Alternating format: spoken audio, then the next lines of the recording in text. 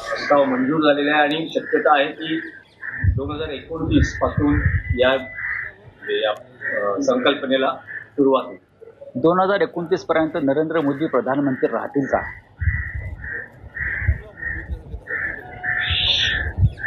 हा माझा प्रश्न आहे. या देशामध्ये लोकशाही, स्वातंत्र्य पूर्णपणे मोडून उद्ध्वस्त करण्याच्या ज्या योजना आहेत नरेंद्र मोदीच्या, त्याच्यामध्ये वन इलेक्शन वन नेशन ही त्यांची संकल्पना आहे. या देशामध्ये संघ राज्य पद्धती आहे, फेडरल स्टेट सिस्टीम आहे. प्रत्येक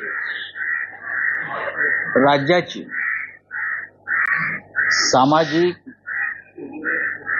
त्यानंतर तिकडलं एक मोसम, वातावरण प्रत्येक ठिकाणचे वेगळे आहेत. जम्मू काश्मीरला तुम्ही निवडणुका घेऊ शकत नाहीत लोकसभेबरोबर, नॉर्थ ईस्टला घेऊ शकत नाहीत तुम्ही. काही राज्यामध्ये तुम्ही 7-7 टप्प्यात निवडणुका घेताय. फक्त तुमची व्यवस्था आणि तुमची सोय पाहण्यासाठी, तुमच्या स्वार्थासाठी तुम्ही या निवडणुका घेत आहात. One election one nation. राज्यांचे प्रश्न वेगळे असतात आणि लोकसभा म्हणजे राष्ट्रीय प्रश्न वेगळे असतात आणि त्यानुसार लोकांनी विचारपूर्वक मतदान करायचं असतं.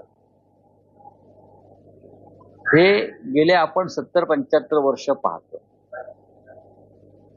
तुम्ही मुंबई महानगरपालिकेच्या निवडणुका अद्याप घेऊ शकलेल्या नाही आहात. वन नेशन वन इलेक्शन झाल्यानं तुम्ही या महाराष्ट्रामध्ये स्थानिक स्वराज्य संस्थांच्या निवडणुका यासाठी घेतल्या नाहीत कारण तुम्हाला हरण्याची भीती वाटते. त्याच्यामुळे हे बिल तुम्ही आणलंय, कॅबिनेटने मंजूर केलंय, पण 2029ला मी फार जबाबदारीनं बोलतोय, लोक याच्यावर टीका करतील. 2029ला वन नेशन वन निवडणूक इलेक्शन जो काय त्यांचा फंडा आहे, त्यावेळेला नरेंद्र मोदी प्रधानमंत्री असतील का ही माझ्या मनात कायम शंका आहे. त्यांच्याकडे बहुमत आहे, त्यांच्याकडे 2 टेकू आहेत, त्यांना पक्ष फोडण्याचा आणि बहुमत प्राप्त करण्याचा अनुभव आहे. तरी माझा हा प्रश्न, ज्यांनी देशाच्या संविधानावर आणि देशाच्या संघ राज्य व्यवस्थेवर अशा प्रकारे हल्ला केलेला आहे, इतिहासानं त्यांना माफ केलं नाही आणि पुढे जाऊन जी नवी योजना किंवा रचना ते आणायचा प्रयत्न करत होते ती पुढे नेण्यात ते राजकारणात राहिले नाही. एप्रिलमध्ये निवडणुका लागतात असं एक समजलं. कोणत्या? लोकसभेच्या? असं बोला मग. कधी लागू द्या. शिवसेनेनं मुंबईसह 14 महानगरपालिकांच्या निवडणुकांची तयारी सुरू केलेली आहे आणि आम्ही अत्यंत ताकदीने निवडणुका लढवू. 3 वर्ष या निवडणुका रखडवून ठेवल्या. 3-3.5 वर्ष मुंबईसारख्या शहराला लोकनियुक्त सरकार म्हणजे महापालिका दिली नाही, महापौर दिला नाही. का? तर त्यांना हरण्याची भीती होती. विधानसभा निवडणुकीमध्ये वाममार्गानं आम्ही विजय प्राप्त करू शकतो याची खात्री पटल्यावर ते आता महानगरपालिकेची निवडणूक घेण्याच्या तयारीत आहेत. पण तुम्ही घ्या, आमचे कार्यकर्ते, आमचा मतदार हा ठामपणे मुंबईत मराठी माणूस टिकावा, मराठी माणूस राहावा आणि मुंबई ही राजधानी मराठी माणसाची आहे, ती महाराष्ट्रातच राहायला पाहिजे, यासाठी आम्ही प्राणांची बाजी लावून ही निवडणूक लढू. तुम्ही काल शरद पवारांची भेट घेतली असं सांगितलं जातं की राष्ट्रवादी काँग्रेस शरदचंद्र पवार पक्षामध्ये 2 विचारांचे गट निर्माण झाले. एकाचं म्हणणं आहे की अजित पवारांसोबत आपण सत्तेत जावं, तर दुसऱ्या गटाचं म्हणणं आहे की भाजप सोबत आपण सत्तेत जावं.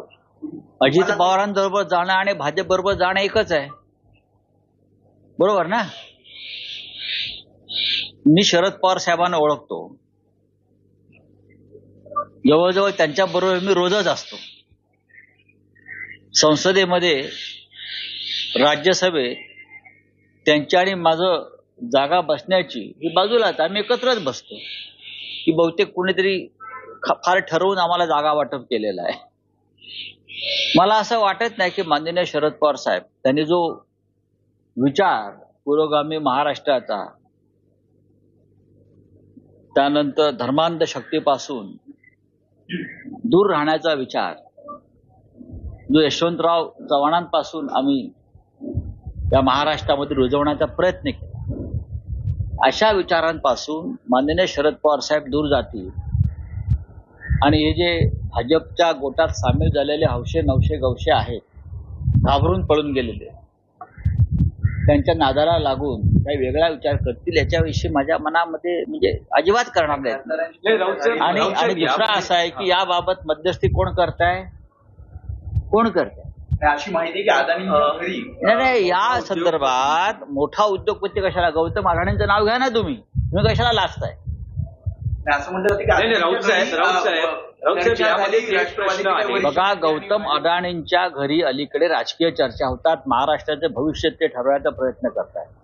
कोण? गौतम अडाणी, ज्याने महाराष्ट्राचं विमानतळ ताब्यात घेतलं, ज्याने धारावीसह हजारो एकर जमीन मुंबईची गिळली, ज्याने महाराष्ट्राचे जकात नाके ताब्यात घेतले सत्ता आल्याबरोबर, हे गौतम अडाणी महाराष्ट्राचं सामाजिक आणि राजकीय भवितव्य ठरवणार आहे. हे गौतम अडाणी म्हणजे का आचार्य विनोबा भावे आहेत का? हे गौतम अडाणी म्हणजे दादा धर्माधिकारी आहेत का? हे गौतम अडाणी म्हणजे जमनलाल बजाज आहेत का? हे गौतम अडाणी म्हणजे सन्माननीय आदरणीय यशवंतराव चव्हाणजी आहेत का, की जे या राजकारण्यांच्या गटातटामध्ये मध्यस्थता करून महाराष्ट्राला पुढे नेण्याचं काम करतायत? काय आहे? एक उद्योगपती जो नरेंद्र मोदींचा मित्र आहे आणि मित्र म्हणून हा महाराष्ट्र आणि देश लुटण्याचा प्रयत्न करतोय म्हणून देशामध्ये गोंधळ सुरू आहे, तो या महाराष्ट्रामध्ये राजकारण करणार, महाराष्ट्राचे भवितव्य ठरवणार, आणि जे मुंड्या खाली घालून त्यांच्या घरी बसतायत त्यांना लाज वाटली पाहिजे मराठी म्हणून स्वतःला म्हणवून घ्यायला. राऊत साहेब, या थेट असा प्रश्न आहे की शरद पवार सुप्रिया सुळे वगळता जे अन्य एनसीपी शरद पवार गटाचे खासदार आहेत ते अजित पवारांच्या पक्षात जाऊ शकतात यासाठी, कारण अजूनही केंद्रात अजित पवारांच्या गटाला मंत्रीपद नाहीये. प्रफुल्ल पटेल यांच्या मंत्रिपदासाठीची ही सगळी तजवीज किंवा कसरत सुरू असल्याचं म्हटलं जातंय. अजित पवार गटाला मंत्रीपद केंद्रात यासाठी नाही, कारण मंत्रिपदाचा जो केंद्रात फॉर्म्युला ठरलेला, मला वाटतं 6 खासदारांमागे 1, तर माझी अशी माहिती आहे की प्रफुल्ल पटेल किंवा अजित पवार गटाला सांगितले तुम्ही पवार साहेबांचे 5 खासदार फोडून घेऊन या, तेव्हा तुमचा 6चा कोटा पूर्ण होईल आणि मग तुम्हाला मंत्रिपद देऊ. यासाठी पवार साहेबांच्या पक्षाचे पवार साहेबांनी कष्टाने निवडून आणलेले खासदार, वयाच्या 84व्या वर्षी जीवाचं रान करून त्यांनी खासदार निवडून आणले आणि हे लोक त्यांचा पक्ष खासदार फोडतायत. फुटणाऱ्याला लाज वाटली पाहिजे, कोणी असते, फुटणाऱ्याला शरम वाटली पाहिजे. मी जसं काल म्हणालो दिल्लीमध्ये पवार साहेबांच्या, मला विचारला प्रश्न, मी जर हे पाप केलं असतं पक्ष सोडून जाण्याचं, गद्दारी करण्याचं शिवसेनेमध्ये, तर माझ्यामध्ये हिंमत नसती बाळासाहेब ठाकरेंच्या नजरेला नजर भिडवण्याची किंवा उद्धवजींच्या नजरेला नजर भिडवण्याची. मी हा निर्लज्जपणा करून आलो नसतो भेटायला कोणालाही, कारण मी पाप केलंय, माझं मन मला खात आहे. नाही, पण राऊत साहेब, शरद पवार गटाचे काही खासदार हे नॉट रिचेबल असल्याचंही म्हटलं मला वाटत नाही. काल सगळे खासदार मी पवार साहेबांच्या बंगल्यावर पाहिले, मी स्वतः पाहिले. काही लोकांनी अजूनही लाज शिल्लक ठेवल्याचं मला त्यांच्या बोलण्यातून दिसत आहे. शरद पवारांसारखा एक महान नेता या महाराष्ट्रामध्ये आहे, बाळासाहेब ठाकरेंनंतर आम्ही त्यांच्याकडे पाहतो. जे कोणी असा विचार करत असतील तर ते पवार साहेबांशी बेईमानी करत नसून ते महाराष्ट्राशी बेईमानी करतात असं मी समजतो. करण्याचा प्रयत्न चालू आहे, तुम्ही जसं मध्यस्थी करण्याचा प्रयत्न सुरू आहे, मध्यस्थी करण्याचा प्रयत्न सुरू असेल आणि पक्ष फोडण्याचा प्रयत्न एकाच वेळेला सुरू असेल, ही दुधारी तलवार आहे. पण हे फार काळ टिकेल असं मला वाटत नाही, राहील असं मला वाटत नाही. प्रत्येक गोष्टीला एक अंत असतो. तुम्ही प्रत्येक या जगामध्ये असे जे राज्यकर्ते हुकुमशहा निर्माण झाले त्यांचा अंत अत्यंत वाईट पद्धतीनं झाला. मग हिटलर असेल, असद असेल, सद्दाम हुसेन असेल, इदी अमीन असेल, सगळ्यांचाच अंत शेवटी लोकांच्या हातून होतो आणि यालाच मी लोकशाही मानतो. नाही, पण राऊतसाहेब, जशी शरद पवारांच्या पक्षात अस्वस्थता आहे तसं म्हटलं जातं आहे की महाराष्ट्रात महाविकास आघाडीमध्येही अस्वस्थता आहे, विशेषतः अस्वस्थता? काँग्रेस आणि शिवसेनेमध्ये यासाठी, कारण भाजपच्या नेत्यांकडून दावे आहेत की काही महाविकास आघाडीचे आमदार आमच्या संपर्कात आहेत. बघा, त्यांच्याकडे सत्ता आहे, त्यांच्याकडे प्रचंड काळा पैसा आहे. पैसा नाही, काळा पैसा, ब्लॅक मनी, लुटलेला पैसा आहे. त्यांच्याकडे police, ED, CBI, income tax अशा यंत्रणा आहेत. त्याच्यामुळे ते अशा प्रकारचे दावे करू शकतात. या यंत्रणा जर आमच्याकडे असत्या तर अख्खा भाजप आम्ही 15 मिनिटात खाली केला असता. काय, ह्या यंत्रणा जर आमच्या हातामध्ये असत्या ना तर इतकंच कशाला, बॅलेट पेपरवर निवडणुका घेऊन दाखवा, निकालाची मतमोजणी सुरू होताच अर्धे भाजपवाले देश सोडून पळून गेलेले असतील, मोठे मोठे नेते. तर या गोष्टी आम्हाला सांगू नका. माझ्यासारखा माणूस आहे ना, कोणाच्या बापाला घाबरत नाही. आम्ही सगळं भोगून पक्षामध्ये तुरुंगवास भोगले, मारामाऱ्या केल्या, सगळं रक्त सांडलंय, रक्त पाहिलंय. आता आम्ही सभ्य झालेलो आहोत. जोपर्यंत सभ्य आहोत तोपर्यंत आम्ही सभ्यतेनं राहू. महाराष्ट्राच्या मुळावर याचा प्रयत्न कराल तर पुन्हा 105 हुतात्मे देण्याची तयारी फक्त उद्धव ठाकरे यांच्या नेतृत्वाखालच्या शिवसेनेमध्ये आहे. आणि त्या 105 हुतात्म्यातला पहिला हुतात्मा संजय राऊत असेल महाराष्ट्रासाठी. राऊतसाहेब, महापालिकेच्या निवडणुका महाविकास आघाडी या एकत्रितपणे किंवा तुमच्या पद्धतीने, पण तुमचा हट्ट काय आहे त्या स्वबळावर शिवसेना आतापर्यंत स्थानिक स्वराज्य संस्था या कधीही युती किंवा आघाडीमध्ये लढल्या गेल्या नाही, कधीच नाही. भारतीय जनता पक्ष शिवसेनाची युती असतानाही नाही, काँग्रेस राष्ट्रवादी काँग्रेसची आघाडी असतानाही नाही. ह्या वेगळ्या प्रकारच्या निवडणुका असतात, तुम्ही समजून घेतलं पाहिजे. नगरपालिका, ग्रामपंचायती, जिल्हा परिषदा, महानगरपालिका या निवडणुका वेगळ्या आहेत. त्यांना स्वतंत्रपणे त्यांना लढायचं आहे, त्यांनी लढलं पाहिजे आणि आपापल्या कार्यकर्त्यांना बळ दिलं पाहिजे. हेच कार्यकर्त्यांचं बळ पुढे विधानसभा आणि लोकसभेला आघाडी आणि युती म्हणून उपयोगाला येतं. म्हणजे स्पष्ट असं समजायचं का की शिवसेना युबीटी, मुंबई महापालिका आणि अन्य महापालिका निवडणुका, स्थानिक स्वराज्य संस्था आम्ही कोणताही निर्णय घेताना आम्ही 3 पक्ष एकत्र बसून निर्णय घेऊ. हे पण तुम्हाला मी सांगतो. आम्ही जो निर्णय घेऊ कोणताही, तो घेताना शिवसेना, माननीय उद्धव ठाकरे, राष्ट्रवादी काँग्रेस, माननीय शरद पवार साहेब आणि काँग्रेस, 3 पक्ष एकत्र बसूनच आम्ही हे सगळे निर्णय घेऊ. चिंता नसावी. बोले, मंत्रिमंडळाचा विस्तार होतो आहे उद्या, पण अजूनही शिंदे शिवसेना, अजित पवार यांचा एनसीपी, अस्वस्थता दिसते. खातं आपल्याकडे असावं, विशेषतः गृहमंत्रीपद, काही लोकांना मंत्रिमंडळ विस्ताराच्या दरम्यान हृदयविकाराचा झटका किंवा ब्रेन हॅमरेज झालं नाही म्हणजे कमावलं, अँब्युलन्स ठेवल्या पाहिजे, आसपास रुग्णवाहिका ठेवा, अनेकांना धक्के बसणार.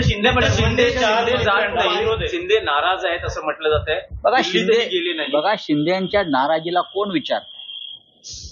शिंदे यांचा आनंद किंवा शिंदे यांची नाराजी हा विषय आता दिल्लीसाठी संपलेला आहे. हे सगळी कळसूत्री बावली आहे. अजित पवार असतील, शिंदे असतील, त्यांचे लोक असतील, ते गुलाम आहेत आणि गुलामानं बंडाची भाषा करायची नसते. हे डॉक्टर आंबेडकरांचं फार मोठं तत्वज्ञान आहे. गुलामानं आपल्या हक्कासाठी लढण्यासाठी बलिदानाची तयारी ठेवली पाहिजे. ती यांच्याकडे नाही.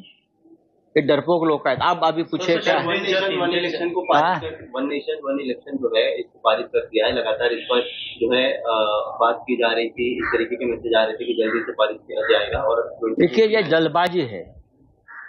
उस बारे में कोई ठीक से संशोधन या रिसर्च नहीं किया है. मोदी जी हमेशा अपने मन की बात बोलते हैं. जनता के मन में क्या है या जो अपोजिशन के लोग हैं उनके मन में क्या है उस बारे में कभी सोचते नहीं। ये एक संघ राज्य व्यवस्था है हमारे देश में। अलग अलग राज्य, अलग अलग भाषा, अलग अलग प्रथाएं, अलग अलग तरह का हवामान, सब कुछ बदल जाता है। आप एक देश में लोकसभा विधानसभा की जम्मू कश्मीर का चुनाव नहीं कर सकते। आप मुंबई महानगर पालिका का चुनाव एक साथ नहीं कर सकते।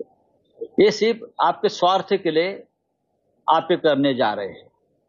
लेकिन मुझे शंका है क्या 2029 तक मोदी जी प्रधानमंत्री रहेंगे? आपको आश्चर्य होगा मेरे वक्तव्य से, लेकिन मेरा ये सवाल है, जो मोदी जी और शाह जी करने जा रहे हैं ये लोकतंत्र को सबसे बड़ा खतरा है, लोगों की भावनाओं को ठेस है। आपकी सरकारें चाहे महाराष्ट्र में हो चाहे दिल्ली में हो, ये लोकतंत्र से बनी हुई सरकारें नहीं है, ये ईवीएम से बनी हुई सरकारें है। महाराष्ट्र में आप देखिए गांव-गांव में लोग रिजोल्यूशन कर रहे हैं ईवीएम के खिलाफ।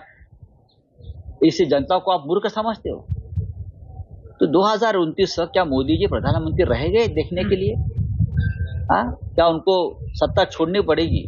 ये आने वाला समय बताएगा। एनसीपी शरद पवार का जो पक्ष है उसमें दो विचार दिख रहे हैं। एक कह रहे हैं कि अजित पवार के साथ जाना चाहिए, दूसरा ग्रुप कह रहा है कि हमें भाजपा के साथ जाना चाहिए। उसका मतलब ये कि है ना, भाजपा के साथ जाना चाहिए, मीन्स भाजपा की गुलामी करनी चाहिए। अजित पवार बीजेपी के साथ है। आपने शरद पवार से कल मुलाकात की? मैं